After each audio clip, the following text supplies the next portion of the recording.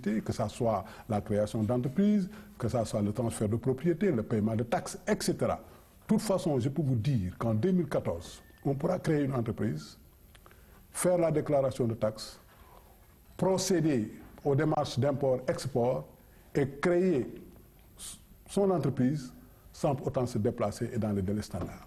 Voilà ce que je peux dire par rapport à l'environnement des affaires. Et ce qui le prouve d'abord est que si vous prenez par exemple les échéances 2011, 2012, 2013, 667,5 d'investissements directs étrangers.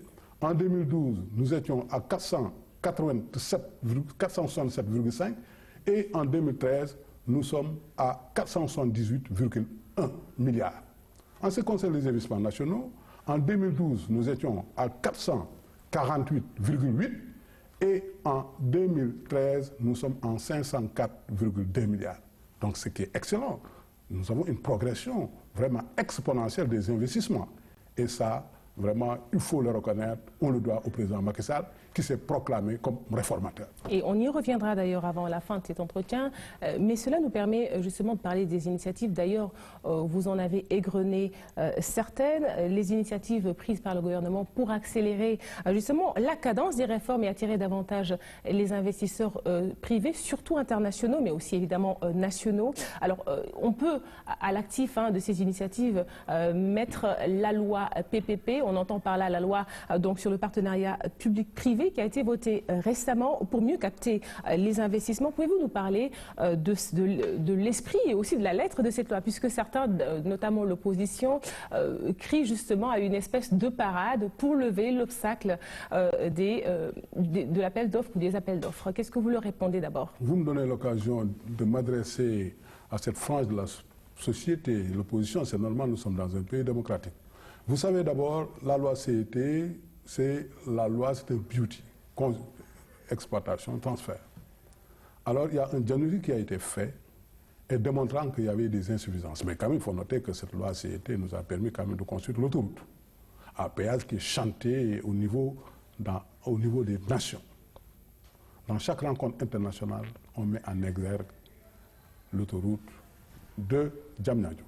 Ça veut dire qu'on appelle d'ailleurs l'autoroute de la Teranga. Alors ça nous a permis encore d'avoir une expérience et de bien négocier le marché complémentaire. Parce que cette fois-ci, le seuil de déclenchement du partage de flux ne part pas du chiffre d'affaires, mais de l'excédent brut d'exploitation. Et puis aussi, l'APIX va profiter de l'aménagement donc des zones attenantes à l'autoroute. Et puis nous avons pu quand même fixer, plafonner les indexations dans cette négociation, ce qui est fondamental. Alors, en ce qui concerne la loi CET, elle ne concernait que les infrastructures. Nous voulions être beaucoup plus ambitieux. Et pour cela, nous avons travaillé avec la société civile, avec les bailleurs de fonds, les institutions, tout le monde, vraiment, pour nous mettre d'accord par rapport aux insuffisances et par rapport à des objectifs bien précis, qui prennent en compte maintenant des préoccupations. À savoir, nous avons mis en place une instance au niveau de mon ministère pour accompagner et soutenir les autorités contractantes qui ont des projets éligibles au PPP. Aussi, il y a l'élargissement du champ d'application à toutes les structures impliquées dans les PPP, comme par exemple les collectivités locales, les établissements publics, etc. Nous avons rationalisé les dispositifs institutionnels de soutien au PPP. Nous voulons lancer des champions par la promotion des entreprises nationales. Et puis, tout cela est fondamental. Et je peux vous dire aussi que nous avons pu traiter l'offre spontanée pour mieux capter les opportunités d'investissement. Ça, c'est fondamental. L'offre spontanée, je dis que c'est une procédure spécifique. Mais le principe fondamental, c'est l'appel d'offres pour les PPP. Il faut que les gens le comprennent. Ça ne nous préoccupe pas, l'offre spontanée. Oui. C'est-à-dire que ce n'est pas un non-droit. Ce n'est pas exactement. Ce n'est pas un droit. C'est comme l'entente directe dans les procédures de marché public. Mais tout en respectant, évidemment... Tout en respectant. D'ailleurs, c'est plus douloureux pour y arriver, mais ce n'est pas une mince affaire. spontanée. Alors, à court terme, c'est-à-dire sur une période de 3 ans maintenant, on y est, le plan Sénégal émergent vise une croissance de 7%. Il est notamment entendu le développement de 6, voire 7 secteurs prioritaires, dont l'agriculture et les infrastructures d'ailleurs que vous venez de citer. Pour paraphraser un homme politique, est-ce que l'espace temporel est favorable donc au président Macky Sall, qui, on le sait, porte à bout de bras ce PSE, le plan Sénégal émergent? Je vais vous dire tout de suite que l'espace temporel n'intéresse pas le président Macky Sall. Sinon, il n'aurait pas diminué son mandat de 7 à 5 ans. Ses ambitions dépassent cet espace temporel. Ça dépasse une horizon électoral. Le président Macky Sall veut poser des jalons à long terme. Parce qu'un projet structurant ne se gère pas à court terme, ça se gère à long terme. Et donc, ce que je dis, le plan émergent du Sénégal est un plan intergénérationnel. Il faut que les Sénégalais comprennent. Et puis, mais quand même, néanmoins, il a pu mettre une feuille de route pour l'horizon 5 ans. Et dans cette feuille de route, il a bien listé les projets qui seront exécutables. Oui. Et voilà, donc, et donc ça concerne 7 projets. Oui. L'agriculture qui prend la place la plus importante, parce que vous savez, actuellement, le diagnostic qui a été fait démontrait qu'il y avait une répartition déséquilibrée, spatiale, et donc une allocation sectorielle non optimale. Et on veut corriger cela. Cela signifie que le secondaire était en première place, le tertiaire en deuxième place et le primaire en troisième place. On va inverser la tendance parce que l'agriculture est porteur de croissance, parce que l'agriculture est pourvoyeuse d'emplois, ça fait jouer l'effet de multiplicateur et très rapidement. Ce qui fait qu'il y avait quand même une certaine erreur par rapport à, en tout cas, au degré d'importance qu'on avait Les conceptions de politique ne sont pas les mêmes. Tout dépend des dirigeants. Oui. Et le président Macky Sall, vous savez, il a trop compris avec son expérience primatoriale. Il a eu vraiment beaucoup d'expérience et cela lui a permis quand même d'ajuster par moment les politiques économique. Alors tout à l'heure, un lapsus dans mon propos, le président Macky Sall ne porte pas à bout de bras, mais plutôt à bras le corps, oui. Le plan Sénégal émergent. Alors évidemment, à part l'agriculture, il y a aussi d'autres secteurs, les infrastructures, l'énergie aussi. Il y a les infrastructures, il y a l'énergie, il y a la santé, il y a l'éducation, il y a 21 projets. 21 projets, donc dont 7, comme je l'ai dit, qui ont quand même été listés. Et aujourd'hui, où en êtes-vous? Tout à l'heure, vous nous parliez de réunions que vous avez tenues. Est-ce qu'aujourd'hui, on peut dire que c'est bien parti pour quand même qu'on puisse au moins d'ici 3 ans arriver à, on va dire, engranger ou à savourer les fruits du PSE, parce que d'aucuns disent que voilà, c'est assez long comme délai.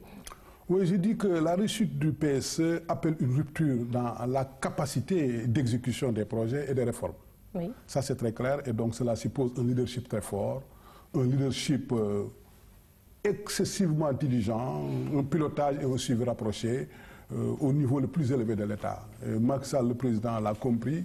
C'est pourquoi donc, le chef de l'État qui préside le COS, je dis bien, oui. Du PSE, a nommé un ministre chargé du BOSS, c'est-à-dire cette structure que j'appelle une structure de reporting inspirée du modèle Delivery Unite, mise en place par donc, certains pays émergents comme la Malaisie. Donc a démontré vraiment que c'est une structure très efficace. Et par rapport à cela, celui qui est à la tête, on le connaît très bien. Et je pense que cette structure, je dis bien, va travailler au niveau le plus haut avec la primature et les cellules ministérielles. Alors, on reste d'ailleurs donc sur ce BOSS, le Bureau opérationnel de suivi du plan Sénégal émergent. Vous l'évoquiez tout à l'heure, il s'agit de M. John qui a été nommé donc ministre en charge du suivi justement de tout ce qui sera donc en tout cas de toutes les directives qui lui seront donc délivrées par le président de la République. Il est aux manettes donc pour le suivi du BOSS et d'aucuns déjà parlent de hiatus, puisque des départements comme d'ailleurs le vôtre, vous aussi, vous avez d'ailleurs, je pense, fait partie des penseurs du plan Sénégal émergent, en tout cas ne serait-ce que du point de vue de la rédaction. Est-ce que vous pouvez carrément nous dire on va dire, sa feuille de mission? Sa feuille de mission, c'est très simple, c'est le suivi. Mais au niveau de la coordination, c'est les structures opérationnelles. Et plus précisément le ministère des Finances et le ministère chargé de la promotion et des investissements. Et maintenant, il y aura des réunions ponctuelles au niveau de la présidence pour donner vraiment au président une idée sur le niveau d'exécution de ce projet, lui démontrer qu'il y a des contraintes administratives et juridiques, et c'est à M. John de donner des éclaircissements pour les lever. C'est ça un plan émergent. Parce qu'il y aura un tableau, un reporting, bon, on suit des activités. Et par rapport à cela, je pense qu'il va bien le faire. C'est un informaticien doublé quand même d'un économiste, si je peux le dire, parce qu'il a des notions macroéconomiques très fortes.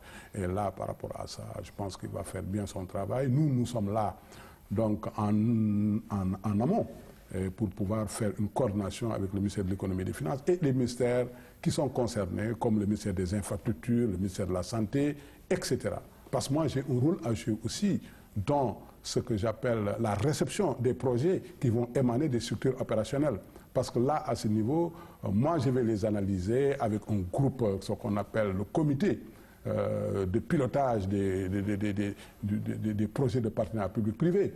Et par rapport à cela, il y aura des analyses qui vont se faire, des analyses macroéconomiques. À savoir, on va étudier ce qu'on appelle le choix d'investissement dans les taux de rentabilité interne, etc., pour voir si le projet est valable ou non. Parce qu'il y a 3 méthodes d'évaluation de projet. Vous savez, il y a la méthode des effets qui va parler, par exemple, des effets directs et des effets indirects, des effets inclus si on fait la sommation, moins la situation de référence pour connaître le taux de rentabilité économique du projet. Il y a aussi la méthode prix de référence qui part du principe du prix qui prend en compte l'inflation. Il y a ce qu'on appelle la méthode coût-avantage, avec ou sans projet. Tout cela, c'est des méthodes d'évaluation qu'on va essayer d'analyser au niveau de mon ministère et donner quand même des solutions aux structures contractantes. Voilà. Alors, une question qui ne faisait pas partie du protocole, mais bon, vous avez l'habitude des interviews, Monsieur le ministre Diène Farba Sarr. On parle aussi beaucoup de communication pour le plan Sénégal émergent, surtout en direction des populations, puisque justement, ce sont les destinataires. Hein. Tout cela, c'est pour un mieux-être, un meilleur épanouissement des Sénégalais. Qu'est-ce qui a été fait depuis pour davantage permettre une meilleure compréhension du plan Sénégal émergent en direction de la population? Oui, vous savez, si on parle du plan Sénégal émergent, on parle implicitement de croissance. Une croissance partagée, une croissance inclusive. Et depuis lors, j'entends dire que le Sénégal n'est pas ambitieux parce qu'en fait, ils ont fixé une croissance de 7%, alors qu'au Burkina Faso, c'est une croissance de 8%. Je dis que ça, c'est des aberrations. Parce qu'on peut avoir une croissance de 7% inclusive, une croissance riche en emplois, équilibre macroéconomique. Voilà ce qu'on cherche. Une croissance qui fait jouer l'effet de multiplicateur. Ça, c'est important. Parce qu'on peut avoir une croissance de 8% qui ne joue pas sur le panier de la ménagère. Mais la croissance recherchée actuellement est une croissance qui va jouer dans le panier de la ménagère. Vous savez, dans nos pays, on ne peut pas parler de croissance à... 2 chiffres, par exemple? Non. En France, on ne peut pas parler de croissance à 2 chiffres. Parce que c'est des croissances un peu marginales. Ils ont atteint des niveaux de développement que leur croissance est une croissance marginale. Mais dans les pays émergents comme par exemple les BRICS et le Sénégal, pays sous-développés, ils peuvent atteindre ces croissances-là parce qu'ils sont à des niveaux de développement qui ne sont pas très élevés et donc ils peuvent avoir une croissance exponentielle. Et c'est cela qu'on cherche et c'est cela qu'on étudie actuellement dans ces pays-là. Mais les gens, ils partent dans les médias sans pour autant maîtriser certains paramètres. Ce qu'on veut au Sénégal, je me réitère, c'est une croissance saine, une croissance riche en emplois, une croissance qui prend en compte l'environnement, une croissance inclusive, une croissance qui prend en compte le cadre macroéconomique. Le cadre macroéconomique, vous savez, si on réalise un cadre, c'est difficile de faire d'autres dépenses. Parce que le cadre macroéconomique, c'est quoi? C'est le PIB, c'est le TOF, c'est la balance des revenus et c'est la balance des paiements. C'est ça. Pardon, ce n'est pas la balance des revenus, mais je veux dire le revenu du pays. Le TOF, la balance des paiements et le PIB. Voilà les agrégats qui sont analysés dans ce que j'appelle le cadre macroéconomique. Et dans une autre émission, peut-être on pourrait aussi aborder la notion de croissance arrimée à celle carrément de développement, en tout cas de mieux-être. Est-ce que la croissance égale justement à mieux-être ou il faudrait quand même faire la part des choses? On pourra en parler dans le cadre d'une autre émission. On est presque arrivé au terme de cette émission. Une dernière question pour revenir à l'anniversaire au deuxième anniversaire de la deuxième alternance politique. Alors, au moment où justement l'Alliance pour la République et ses alliés célèbrent les 2 ans des apéristes au pouvoir, revisitons ensemble, Monsieur le Ministre, le concept d'émergence en lien avec l'économie. Alors, est-ce que les 2 concepts sont forcément liés, ou il y a hiatus, ou il y a carrément donc un genre de, on va dire, une espèce de continuité ou de relation de cause à effet? Vous savez, l'émergence est une étape, est une phase accélérée du développement. Un pays prend des escaliers. D'abord, la valeur ajoutée qu'il faut optimiser. Et puis, c'est le PIB qui englobe la valeur ajoutée pour arriver à une croissance. La croissance, si elle est accélérée, on peut aboutir à l'émergence. Et l'émergence est une étape du développement. Voilà, parce qu'en économie, vous savez, il y a des considérations. Tout est lié. Et donc, il faut que les gens le comprennent aussi. On ne peut pas se développer ex nihilo comme ça. Il y a des étapes à franchir. D'accord. Par exemple, la valeur ajoutée. Production moins consommation intermédiaire. Et ces consommations intermédiaires ne sont pas locales. Mais vous ne pouvez pas maximiser la valeur ajoutée. Si c'est des produits importés, ça pose problème.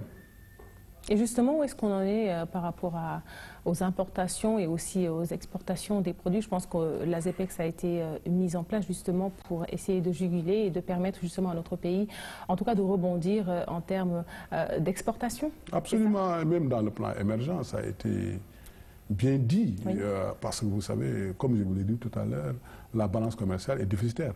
C'est la différence entre importation et exportation. Donc plus exporté et moins importé. Très bien. Merci beaucoup, Monsieur le Ministre, d'avoir répondu à l'invitation de cette émission Le Point, qui est à présent terminée, mais on vous laissera dire un dernier mot peut-être. Peut-être remercier tout le monde de m'avoir écouté d'abord. Et donc, je les donne rendez-vous d'ici 3 ans. Inch'Allah. Inch'Allah. Et je pense que notre feuille de route sera exécuté comme le président de la République l'ambitionne. Et par rapport à cela, je dis que les Sénégalais peuvent déjà jubiler. Parce qu'en fait, nous ne sommes pas partis au groupe consultatif pour dormir après. La mise en œuvre a démarré. Elle n'est pas facile. On va se battre. Parce que vous savez, depuis le samedi dernier, déjà le président de la République a convoqué les structures nées dans l'exécution de ces projets-là, avec le ministre chargé du BOS. Une feuille de route à court terme a été déjà établie et dans les prochains jours, vous allez entendre l'écho. Je vous remercie. C'est nous qui vous remercions. Merci d'avoir suivi, chers téléspectateurs, ce numéro. C'est à présent terminé. Rendez-vous la semaine prochaine. D'ici là, restez connectés sur la RTS1.